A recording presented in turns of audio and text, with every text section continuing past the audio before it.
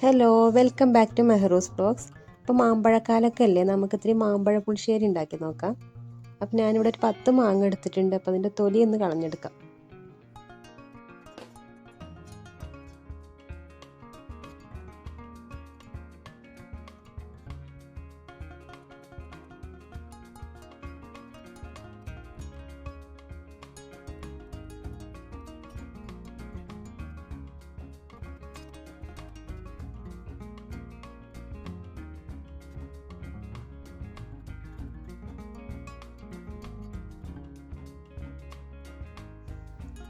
ഈ മാങ്ങയെല്ലാം നമ്മൾ ഒരു മൺചട്ടിയിലേക്ക് എടുത്തിട്ടുണ്ട്. അതിലേക്ക് മുളക് പൊടി, മഞ്ഞൾപ്പൊടി, കുറച്ച് ഉപ്പ്, കറിവേപ്പില, ഒരു ചെറിയ കഷ്ണം ശർക്കര, കുറച്ച് വെള്ളം അതൊക്കെ ഒഴിച്ചിട്ട് അടുപ്പിലേക്ക് വയ്ക്കാം.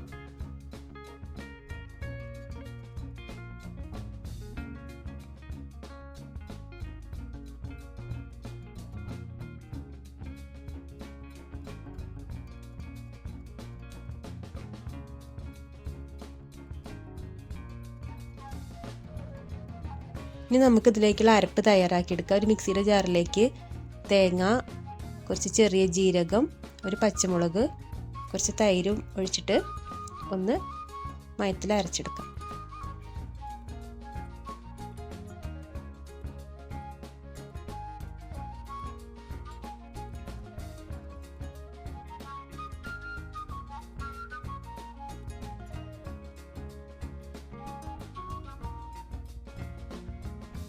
മാങ്ങയൊക്കെ നന്നായിട്ട് വെന്ത് വന്നിട്ടുണ്ട്. നമുക്കതിലേക്ക് അരപ്പൊഴിച്ച് കൊടുക്കാം.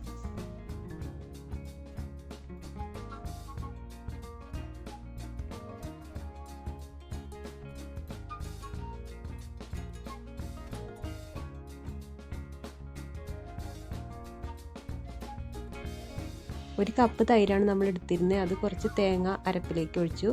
ബാക്കിയുള്ള തൈര് ഇതിലേക്ക് ഒഴിച്ചു കൊടുക്കാം.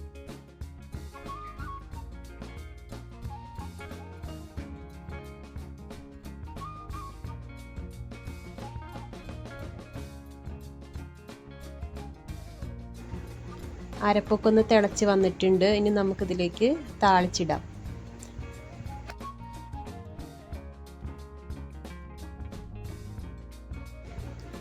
അങ്ങനെ നമ്മുടെ മാമ്പഴ പുളിശ്ശേരി ഇവിടെ റെഡി ആയിട്ടുണ്ട്. ഇപ്പം മാങ്ങയൊക്കെ കിട്ടുന്ന കാലല്ലേ, അപ്പോൾ എല്ലാവരും ഒന്ന് ട്രൈ ചെയ്ത് നോക്കുക.